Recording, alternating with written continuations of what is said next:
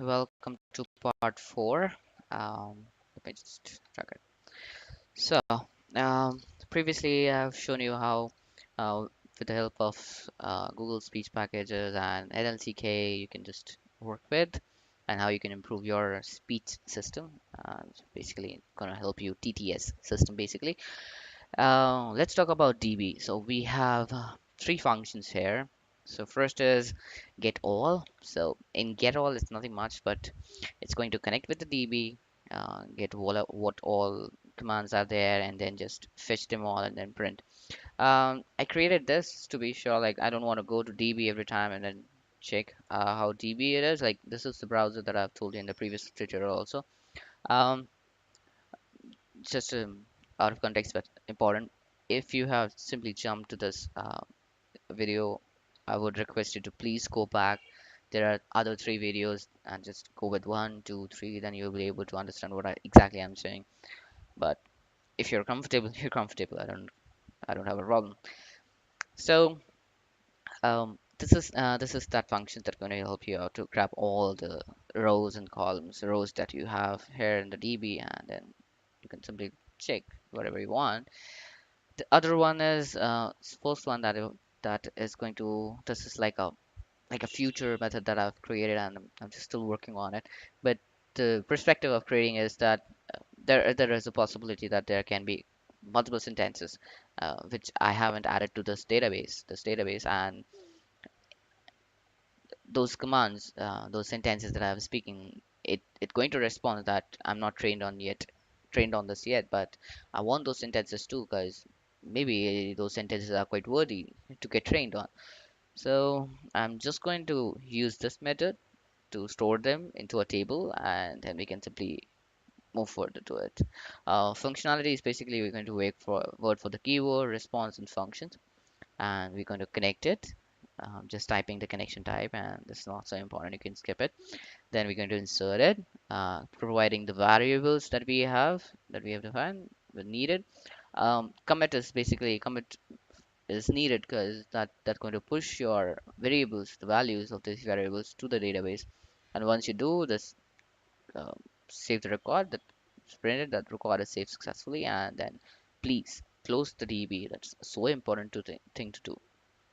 If you don't do it, like if you run with the next command, it will simply say that DB is not found or something like that. I don't remember the exact, but it will throw an exception to you. So please be sure to close the DB every time you run it. The best method in this, which I haven't do, is try exception and final.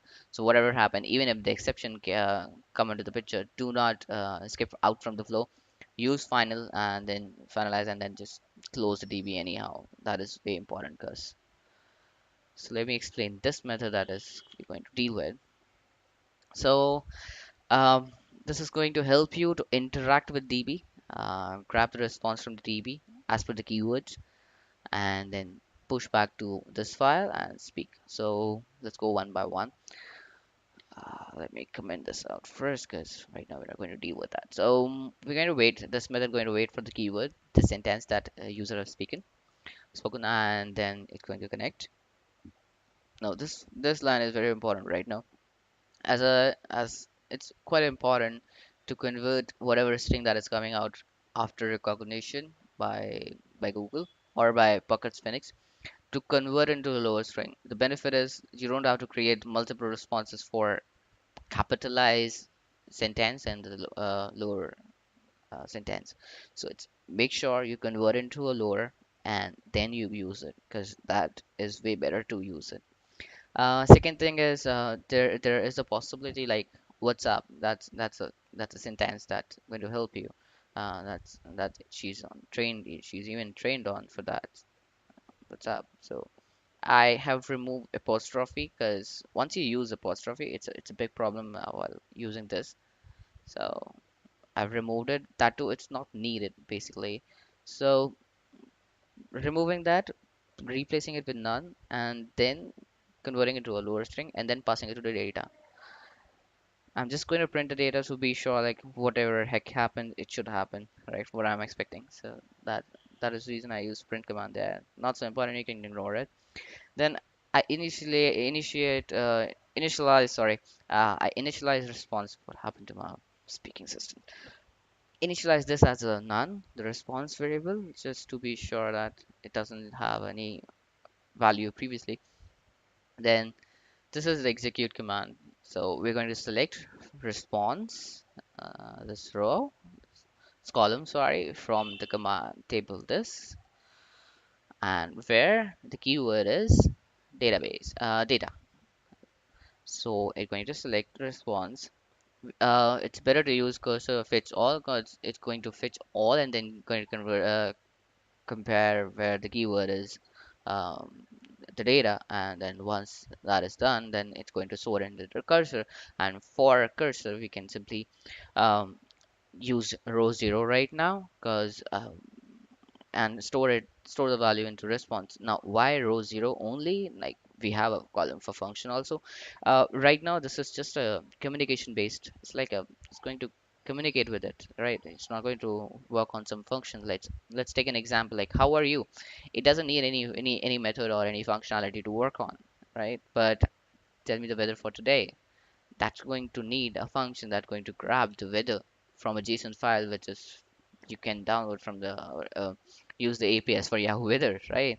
So that's need a function. In that scenario, this column will come into the picture, but right now it's not. So for now, to implement this, I've just use row 0. That's all, and then going to print that response, and then passing that response to this method here, and I've explained in part 3 how it works basically getting sentence to sentence, also splitting it sentence to sentence, and then going to speak it out.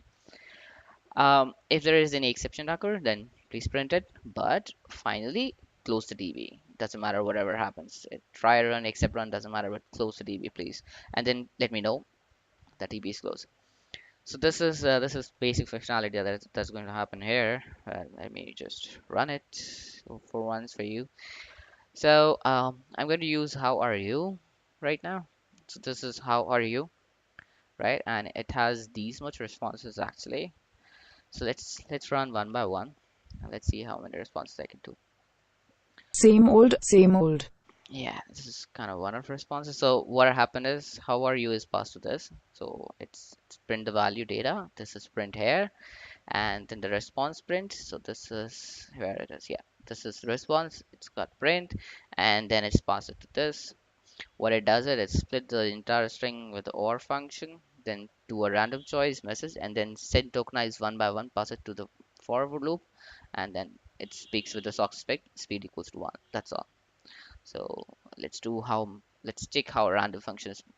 Not too bad. It's got change, not too bad, very good. And then another one, I'm alive. I'm alive. And then another one. I'm alive. Oh, it does repeat. Sometime it happens. Like you can increase the response into single string and then you can improve it. One more thing that I want to show you is how you can change actually.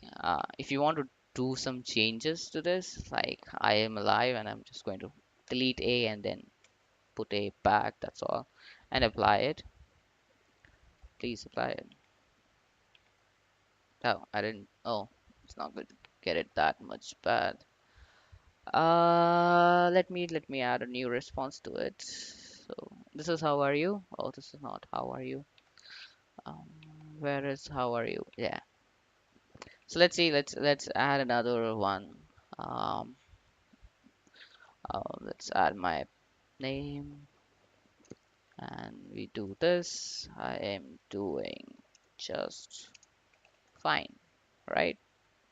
We do this, and we do apply, right? Now you see this right get active because there's a change in the table, right? You just do apply and you expect that this will come there. It won't. You have to write the changes also. Once you do the right change, then it will come up here and you can see the changes. So fingers crossed, I guess it will speak.